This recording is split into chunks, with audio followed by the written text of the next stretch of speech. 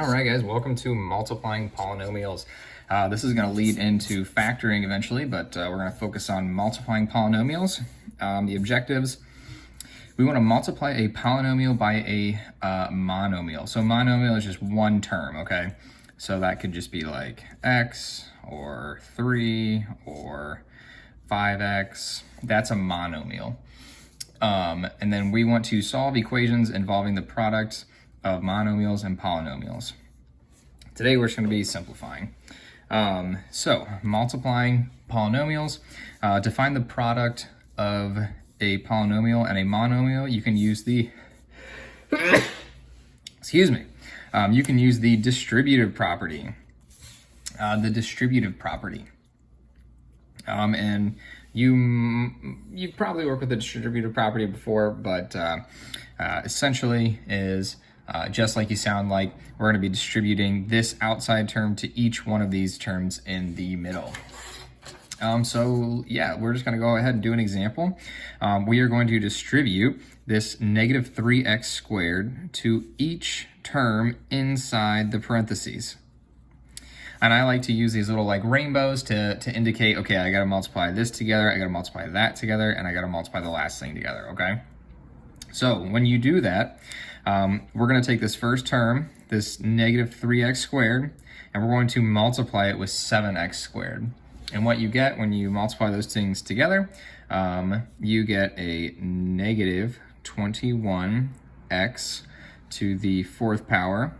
When the bases are the same, you add the exponents together. So 2 plus 2 is 4. Now we're going to do that same thing. We're going to take this outside term and we're going to multiply it to this negative x. And when you do that, you get a positive 3x cubed.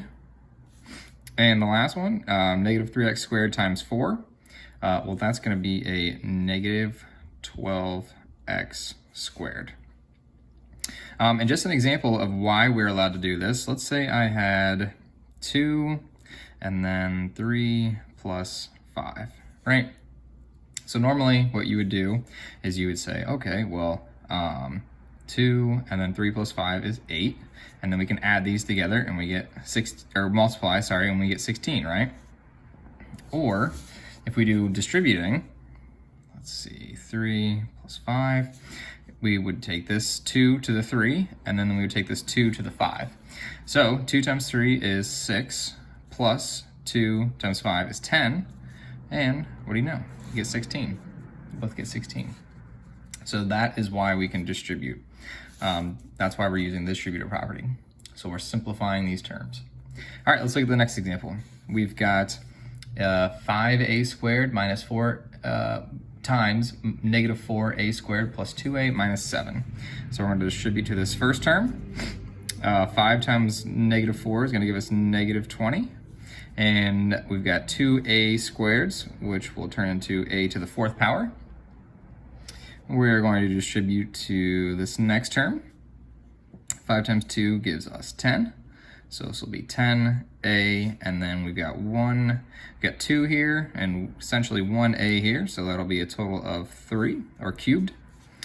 And the last one, we're going to take 5 times 7, which is negative, you want to keep the sign in front, negative 35a squared. And that's it. Let's take a look at this example. We're going to distribute here 2p times negative 4p squared. What we get is a negative 8p cubed. Distribute from here to here. And we get a positive 10p squared.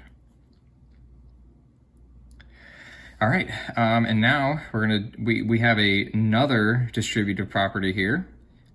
We're going to distribute this negative 5. We're going to keep that sign. And we're going to multiply it by the 2p squared to give us negative 10p squared.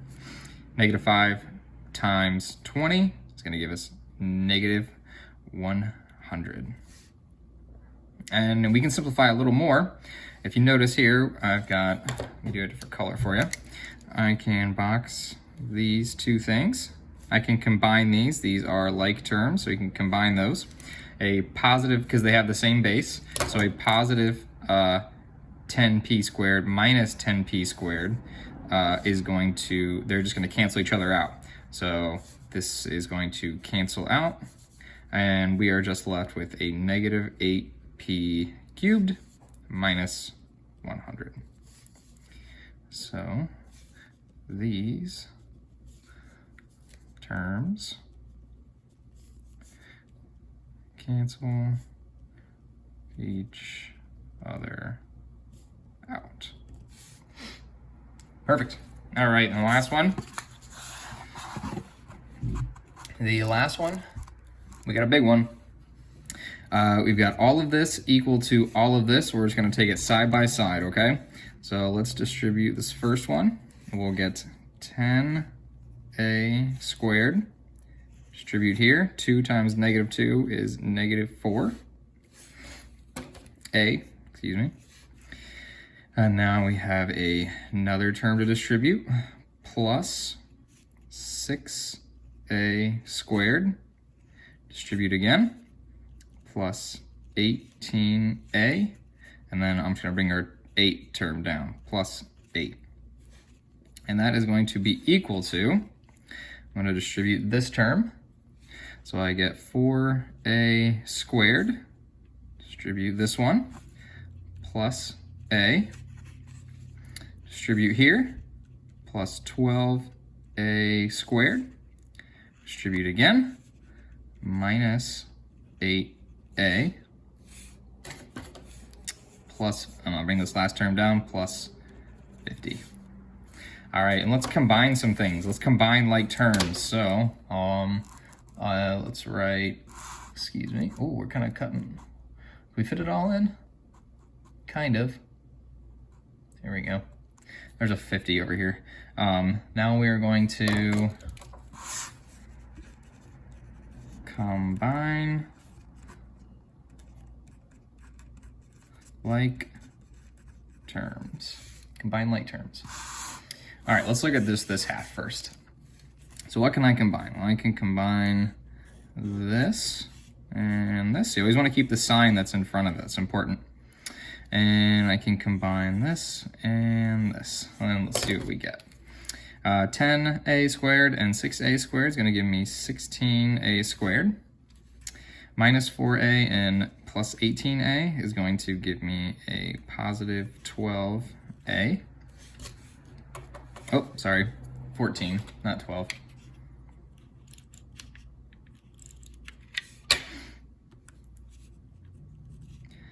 $14a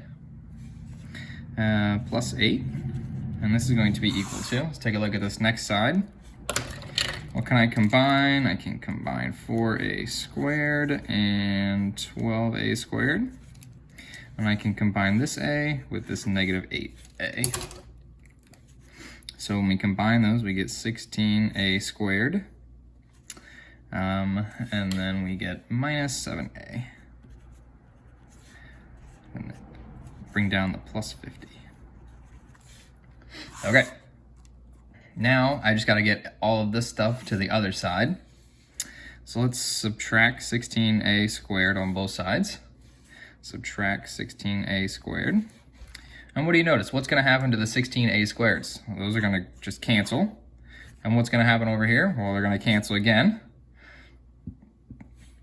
Let's try and move over the 7a. So I'll say plus 7a and plus 7a.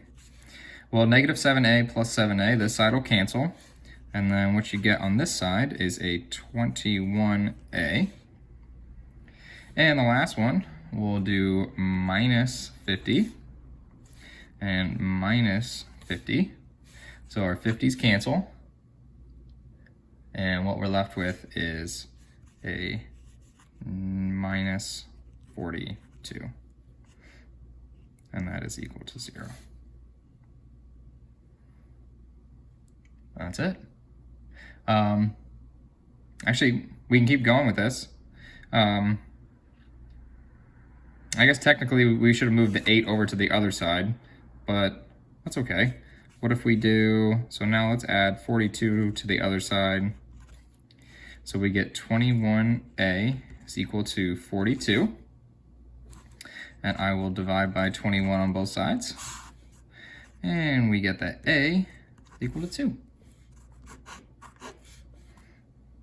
And that's it.